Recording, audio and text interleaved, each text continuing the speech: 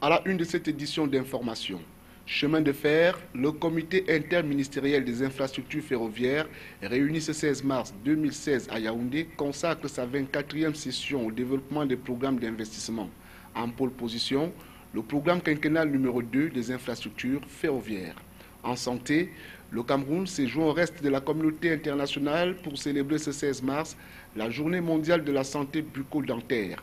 Le thème « L'avenir de nos enfants passe par une bonne hygiène » a été au centre d'exercice pratique ce mercredi à Douala. À suivre également les mesures prises par le Cameroun qui veut améliorer son classement Doing Business. C'est là toute la responsabilité confiée à la 7e session du Cameroun Business Forum qui vient de se tenir à Douala. Et c'est le dossier de la rédaction ce soir. Voilà pour les titres. Mesdames, Messieurs, bonsoir et bienvenue au journal. Le Parlement camerounais a procédé, comme à chaque première session de l'année, au renouvellement par vote des bureaux exécutifs de ces deux chambres. Les travaux du 15 mars dernier n'ont présenté aucune surprise. Les présidents Marcel Nyat Ndjifendi et Kava Yege Djibril ont été reconduits respectivement à la tête du Sénat et de l'Assemblée nationale. Les différents postes des bureaux du Parlement ont également été pourvus. Colombe Katal, reportage. Pour la session du mois en cours, le Parlement camerounais n'a pas dérogé à la règle. Élire les membres des bureaux des deux chambres de l'hémicycle était bel et bien à l'ordre du jour le mardi 15 mars 2016. Dans la chambre haute, ils étaient 97 sénateurs à passer aux urnes pour le choix de ceux qui assureraient l'exécutif de cette législature. Le dénouement de ce scrutin était sans surprise. Le président sortant Marcel Nyat Ndjifendi, avec une majorité des voix, a une fois de plus été reconduit à la tête du Sénat jusqu'à la prochaine échéance.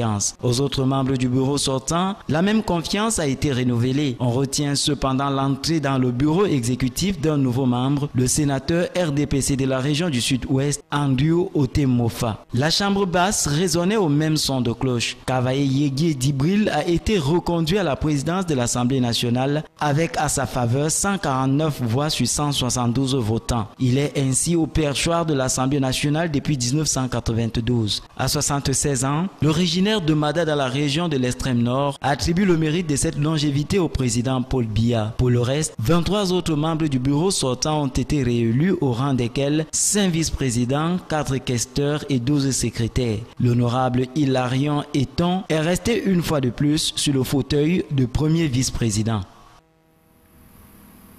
Dans le climat politique, des indiscrétions au sein du Rassemblement démocratique du peuple camerounais annoncent la tenue imminente d'un congrès. Mais une question demeure lancinante, à savoir le caractère du dit congrès. Sera-t-il ordinaire ou extraordinaire? Revisitons le contexte politique actuel et les statuts du Rassemblement démocratique du peuple camerounais en la matière avec Djerieba. Selon l'article 17 des textes de base du Rassemblement démocratique du peuple camerounais RDPC, le parti compte 3 instances dirigeantes, à savoir le Congrès, le Comité central et le Bureau politique. Après les renouvellements des bureaux des organes de base et institutions spécialisées, le RDPC n'attend que le Congrès pour finaliser ce nouveau redéploiement. Un Congrès qui, pour certains comme pour d'autres, doit être soit ordinaire, soit extraordinaire. L'imminence de ce rendez-vous, qui doit se tenir tous les 5 ans, se lit sur cette image du tête-à-tête entre le président national et le président de la République Paul Biya et Jean Kueté, secrétaire général du comité central du RDPC, lors du retour du couple présidentiel d'Europe le 14 mars dernier. Selon l'article 22 des textes de base du RDPC, le Congrès peut se réunir en session extraordinaire sous convocation du président national du parti. Toutefois, il peut également, à la demande des 2 tiers de ses membres, sur convocation du président national. En cas de force majeure ou d'empêchement du bureau politique présidé par le doyen d'âge, dans ce cas, le bureau politique est présidé par le doyen d'âge. Dans ce cas, le bureau politique fixe ainsi l'ordre du jour de la session extraordinaire du Congrès. Le contexte actuel au Cameroun, avec les appels et contre-appels à la candidature de Paul Biya à la prochaine élection présidentielle, qu'aucun appel à l'anticipation, affiche tous les signaux à l'orange. Il faut toiletter les instances du parti car plusieurs cadres sont en indélicatesse avec la justice et écroués dans les prisons pour des détournements de deniers publics.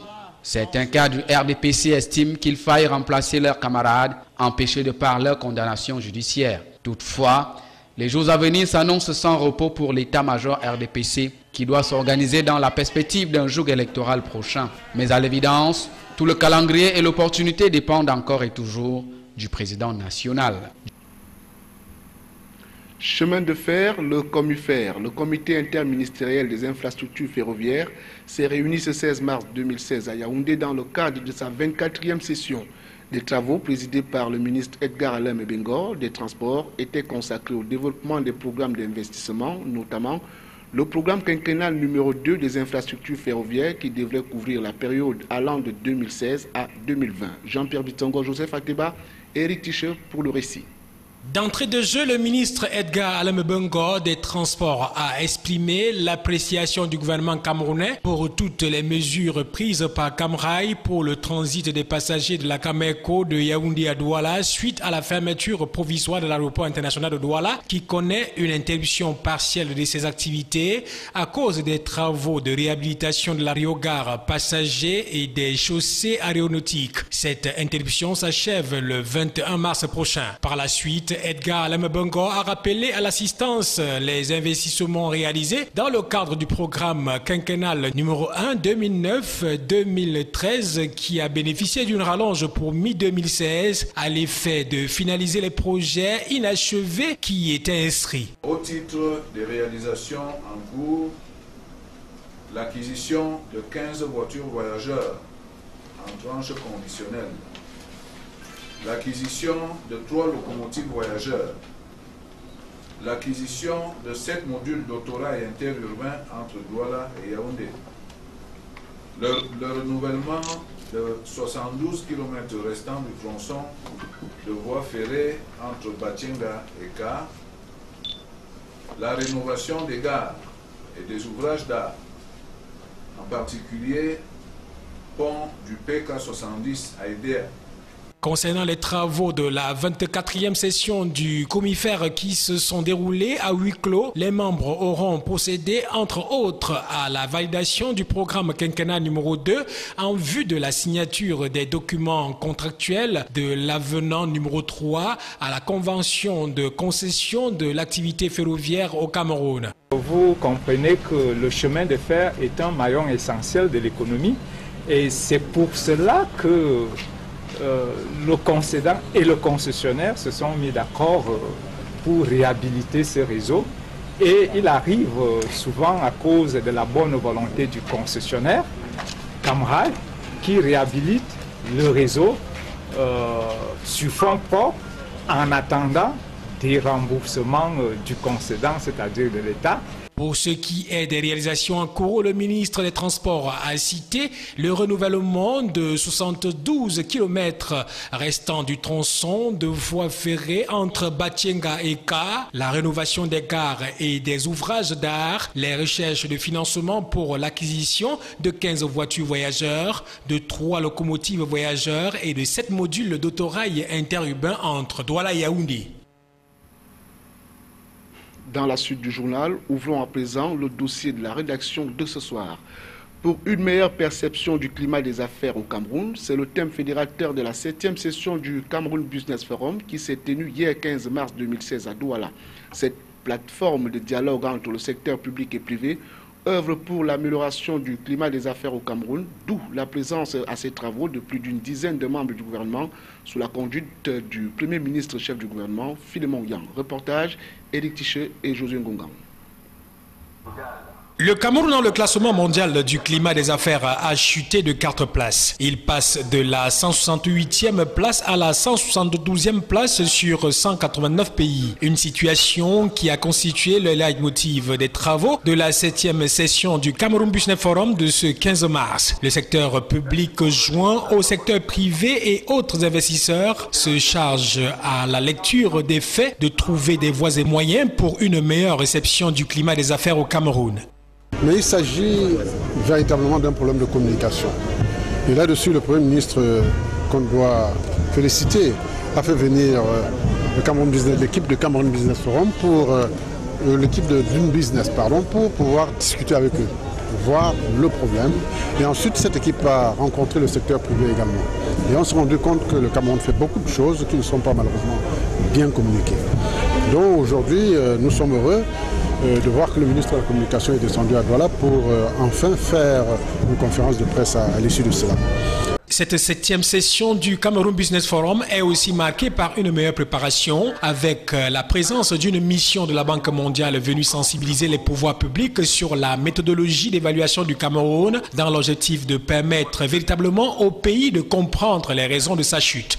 Nous pensons que cette mission a permis de montrer pourquoi nous sommes classés comme nous sommes classés et de montrer que ce n'est pas un classement injuste ou abusif, que les critères sont assez objectifs et en tout cas que ce sont les mêmes critères qu'on applique à tous les autres pays. Donc la balle est véritablement dans le camp du Cameroun. C'est au Cameroun de faire des efforts, de s'améliorer pour avoir un bon classement. Les travaux de Douala ont été censurés par une vingtaine de recommandations réparties sur 10 grands axes, à savoir la création d'entreprises, la délivrance de permis de construire, l'accès à l'électricité, le transfert de propriété, le secteur du commerce transfrontalier, l'exécution des contrats, l'inspection, la promotion des investissements, l'accès au crédit et le paiement des impôts. Les médias massivement représentés au cours de cette 7e session du Cameroun Business Forum ont eu droit à un point de presse donné par le ministre de la Communication sur recommandation du Premier ministre chef du gouvernement. Un exercice qui a permis de ressortir la ligne directrice du concept Cameroun Business Forum. Reportage. Désormais, les médias seront un allié de poids du Cameroun Business Forum. Les mouvements patronaux divers exposants ont ainsi manifesté la volonté de se faire accompagner par la presse. Et voilà qu'en marge des travaux de cette 7e session, le Premier ministre va accéder à cette doléance du secteur privé en confiant au ministre de la Communication l'organisation d'un point de presse. Pour s'acquitter de cette lourde responsabilité, Issa Tirouma Bakari va dans un premier temps restituer le contexte de la création du concept Cameroun Business Forum. Le 31 décembre 2006, dans son traditionnel message à la nation, le président de la République, son Excellence M. Paul Biya, le rappelait encore fort opportunément. Il nous faudra améliorer l'environnement des affaires en assurant aux opérateurs économiques une sécurité juridique convenable, un traitement fiscal équitable et de meilleures garanties pour les investissements. L'établissement d'un climat de confiance entre l'État et le secteur privé qui pourrait donner naissance à un véritable partenariat serait une donnée essentielle à la croissance. Le Cameroun Business Forum, loin d'être un effet de mode, subit une évaluation permanente jaugée de son efficacité. Le gouvernement, sous la très haute impulsion du chef de l'État, son Excellence M. Paul Biya, a intensifié ce dialogue institué avec le secteur privé en vue de rechercher la plus grande efficacité dans l'élaboration, l'adoption et la mise en œuvre de réformes susceptibles de lever les obstacles à l'investissement au Cameroun, notamment en ce qui concerne la réforme du cadre juridique et réglementaire, le renforcement de la gouvernance économique et des entreprises, la promotion de la responsabilité budgétaire, la transparence et l'obligation de rendre compte. Le ministre de la Communication, qui était assisté dans cet exercice par le ministre des Finances, Alamine Ousmane Meh, a pour ainsi dire ressorti tout l'intérêt de ces assises annuelles personnellement présidées par le Premier ministre, chef du gouvernement depuis 2009.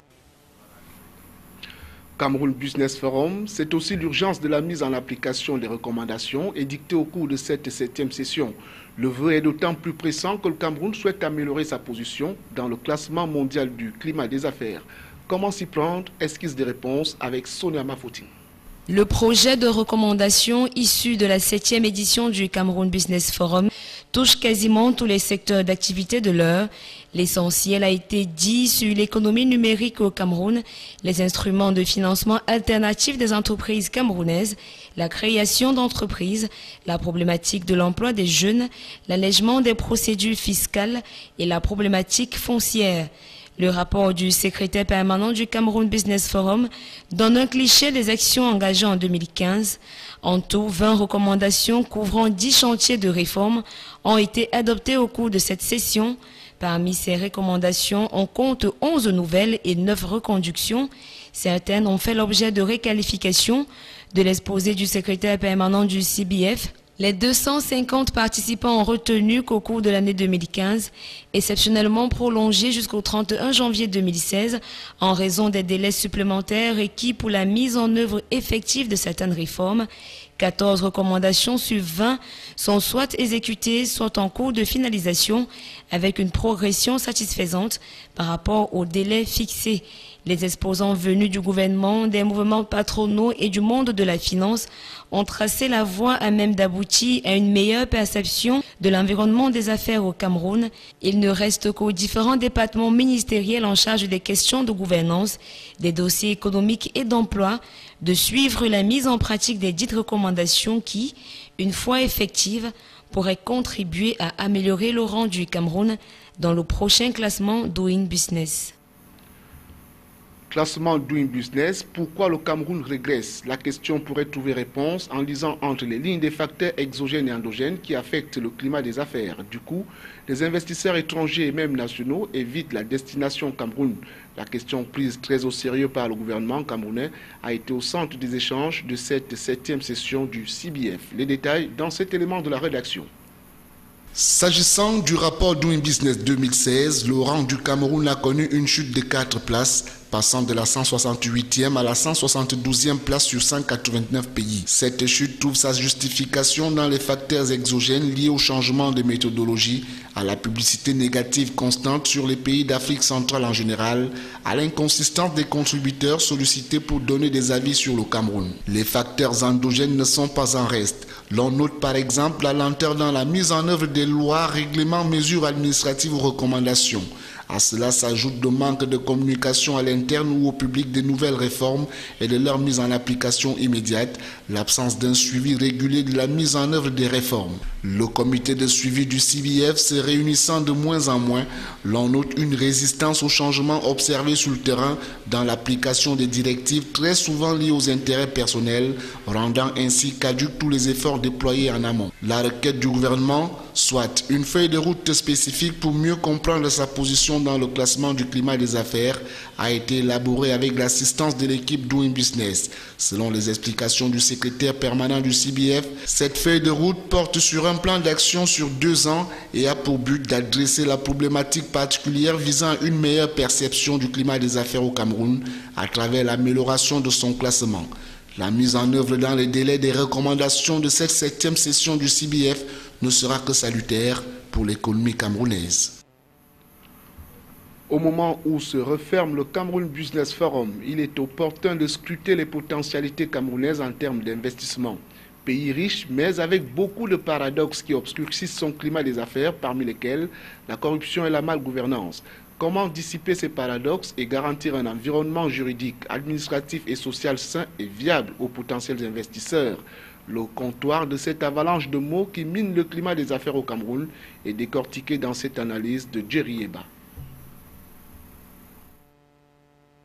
Le Cameroun, Afrique en miniature, miracle naturel avec ses richesses minières, énergétiques et forestières. Le grenier de l'Afrique centrale s'ouvre à la planète pour booster les opportunités d'investissement. Mais comme le monde est un village planétaire, la terre d'opportunités que se revendique le Cameroun rencontre d'énormes dodanes administratifs, fiscaux, douaniers et lobbyistes pour susciter d'une manière responsable l'intérêt des investisseurs sérieux. Le Cameroun s'accorde la majorité des spécialistes est un bon voire meilleur risque pour tout investisseur soucieux de contribuer au développement du tissu économique de son entreprise et du Cameroun par ricochet. Le climat des affaires doit ainsi être en constance, dans une spirale de printemps certes, mais les pouvoirs publics camerounais doivent avoir pour credo la bonne gouvernance. Cette bonne gouvernance que torpille la prostituée sociale qu'est la corruption dans tous les maillons de la chaîne économique. Il y aura autant de forums possibles pour viabiliser et assainir le climat des affaires au Cameroun, mais à l'évidence, la corruption rampante pourra voir son expansion regresser si et seulement si le Cameroun se consacre à la e-gouvernance. D'ailleurs, le président de la République appelle à l'émancipation et à l'enracinement de l'économie numérique. Fort de ce vœu, il est urgent que l'administration fiscale et douanière s'arrime aux exigences du numérique. Le climat des affaires, c'est également l'affaire des services de sécurité, le credo de la communication, car dans un pays où viennent d'atterrir des investisseurs, il ne serait pas bon de suivre à la radio ou à la télévision, de lire dans les journaux que tout un gouvernement est en prison pour faute de détournement de deniers publics destinés aux investissements multiformes et multisectoriels de la République. L'urgence est que les hautes autorités soient des modèles et des exemples de probité pour l'éclosion de la confiance chez les potentiels investisseurs sur les opportunités d'investissement du Cameroun. Le climat des affaires est également digne d'intérêt sur le plan juridique. Le droit au HADA, qui peine encore à s'intégrer dans les mœurs des pays membres, parmi lesquels le Cameroun constitue dans cet état de choses un goulot d'étranglement important pour garantir la neutralité, l'objectivité et la justice, car qui dit affaire dit conflit latent. Pour son émergence, le Cameroun a tout intérêt à liquider tous les paradoxes qui brouillent son climat des affaires et assombrit ses ambitions de développement socio-économique. Un climat, c'est la prévoyance, la spontanéité et l'anticipation, fût-il celui des affaires. Rendons-nous à présent dans la Damawa pour parler de cette célébration eucharistique, objet de la nomination du nouvel évêque du diocèse de Ngaoundéré. La confirmation par le Saint-Siège de Monseigneur Emmanuel Abo au poste d'évêque du diocèse de Ngaoundéré intervient un an après le décès de Monseigneur Joseph Djida. Reportage. C'est officiel, Monseigneur Emmanuel Abo a été confirmé évêque du diocèse de Ngaoundéré ce 15 mars 2016. Et c'est Monseigneur Antoine Talou, archevêque métropolitain de Garoua, qui a fait cette annonce aux milliers de fidèles qui participaient à cette messe. Monseigneur Antoine Talou, porteur d'un pli fermé, a fait l'annonce que tout le peuple de Dieu attendait depuis plus d'un an, ceci après la mort de Monseigneur Djida. Cette annonce s'est accompagnée d'une explosion de joie des prêtres fidèles présents à la cathédrale Notre-Dame de Ngaoundéré. Je crois que quand on est entouré des fidèles qui vous aiment, quand on est entouré des prêtres qui vous aiment et qui vous portent, qui prient pour vous, je crois qu'on ne peut être que rassuré. On est entre de bonnes mains, c'est tout ce que je peux dire. Il faut rappeler que Monseigneur Emmanuel Abo est le troisième évêque du diocèse de Ngaoundéré après Monseigneur Jean Paquier et Monseigneur Joseph Djida. Le très regretté Monseigneur Joseph Djida, décédé le 6 janvier 2015, est né le 8 avril 1945 et a été nommé évêque par le pape Saint Jean-Paul II le 8 décembre 2000, remplaçant à ce poste Monseigneur Jean-Marie Pasquier, premier évêque de Ngaoundéré du 19 novembre 1982 jusqu'en 2000. Dans la suite du journal, l'avenir de nos enfants passe par une bonne hygiène. C'est le thème fédérateur de la Journée mondiale de la santé bucco-dentaire, célébrée ce 16 mars à Douala dans le littoral. C'est l'école publique de Bépanda, Omnisport, qui a abrité les festivités de cette année. Ambiance, sons et couleurs. C'est dans ce reportage de Djirieba et Benoît Dormont. Les élèves du groupe scolaire bilingue public primaire et maternelle de Bépanda Omnisport de Douala, ce 16 mars 2016, étaient très enthousiasmés à l'effet d'acquérir des notions de santé bucco-dentaire. L'occasion étant la célébration de la Journée mondiale de la santé bucco-dentaire. Le thème de la dite célébration reposait sur l'avenir de nos enfants qui passe par une bonne hygiène. Et pour cause, la vulnérabilité des enfants face aux maladies bucco-dentaires. Pour l'édition 2016, l'Amicale des femmes chirurgiens dentistes du Cameroun a organisé une avalanche d'activités. L'amicale a pour objectif d'aller dans les écoles pour faire des éducations bucco-sanitaires, apprendre aux enfants comment on se brosse les dents. Parce que c'est à l'école que ça commence. C'est à l'école, l'éducation de base, que tout commence. Donc ces enfants-là, on leur apprend à bien se brosser les dents, à avoir une hygiène bucco-dentaire correcte afin de préserver les dents saines tout au long de la vie. La cérémonie à l'école publique de Bépanda a été présidée par le chef de division des affaires économiques, sociales et culturelles des services du gouverneur du littoral, représentant personnel de M. Samuel Dieudonné Ivara d'Ivoire. L'événement cette année est encadré par le ministère de la Santé publique et celui de l'éducation de base à travers leurs délégations régionales respectives du littoral. La santé bucco-dentaire des enfants bénéficie de l'accompagnement des privés à travers les écoles de la République. Les maladies des dents sont les quatrième maladie les plus coûteuses au monde. D'accord? Et en tant que parent, d'abord, il est de notre devoir, n'est-ce pas, au lieu d'attendre la maladie pour la soigner, c'est mieux de prévenir.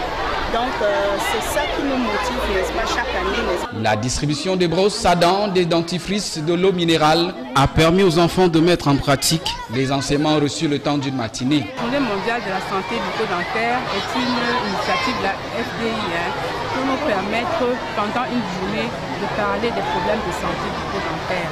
Donc la spécificité cette année, c'est de dire que c'est ici que tout commence, une bouche saine, un corps sain. Reste à pérenniser toutes les recommandations clés d'une hygiène bucco-dentaire saine pour les tout-petits. Tout autre chose à présent, Fédération des sports scolaires. Les émissaires du Nord au final national de Bafoussam sont connus. Ils sont 186 athlètes sélectionnés au plan régional. La cérémonie de clôture des Jeux régionaux que présidait le chef de division administrative des affaires économiques, sociales et culturelles, représentant du gouverneur de la région, a permis aux athlètes de prendre la pleine mesure du devoir qui les attend dans les prochains jours. Jusqu'à Raman Bonnier et Colin Bekatal pour le récit. Sur plus de 500 athlètes venus des 4 départements de la région, seuls 186 ont été retenus pour prendre part au final national des Jeux Finasco A, prévu dans les prochains jours à l'ouest du Cameroun. Ces jeunes qui ont reçu en amont les principes de la compétition ont, conjointement aux valeurs athlétiques, pris l'engagement de mieux faire dans les prochaines semaines. C'est d'ailleurs la prescription du représentant du gouverneur qui leur a demandé de se surpasser pour que la région du Nord puisse glaner autant de médailles possibles. Le dur labeur effectué durant la période préparatoire augure selon le comité d'organisation un bon classement à Bafoussam. S'agissant des trophées remportés au plan régional, le département de la Benoué s'est taillé la part du lion en s'imposant dans la quasi-totalité des disciplines sportives avec 620 points, suivi du maillot Loti 245 points, du maillot Ré 105 points et le Faro en dernière position avec 104 points. Et voilà qui met un terme à ce journal. Mesdames, Messieurs, merci de nous avoir accordé votre préférence. Bien le bonsoir.